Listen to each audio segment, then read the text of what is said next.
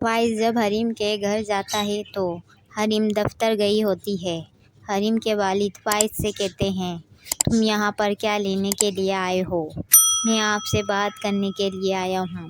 تو حریم کے والد کہتے ہیں، میں بھی آج تم سے یہ سننا چاہتا ہوں، ایسا کیا ہوا ہے کہ تم حریم سے اتنی نفرت کرنے لگے ہو؟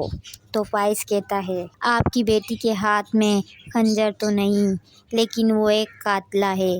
اس نے میرے دل کا، میری روح کا قتل کیا ہے۔ اس نے مجھے اس طرح زخمی کر دیا ہے کہ نہ میں جی سکتا ہوں اور نہ ہی مر سکتا ہوں۔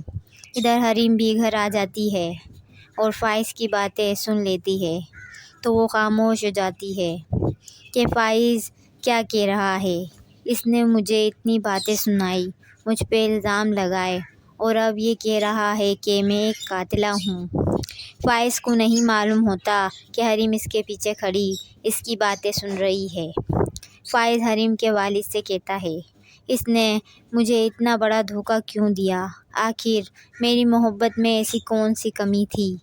چلو ناصر تو جھوٹ بول رہا تھا، اب یہ مدثر ہے، ان کا کیا معاملہ ہے؟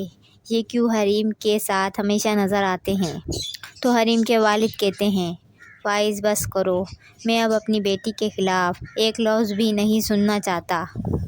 بہتر یہی ہے تم یہاں سے چلے جاؤ، ورنہ میرا ہاتھ تم پر اٹھ جائے گا۔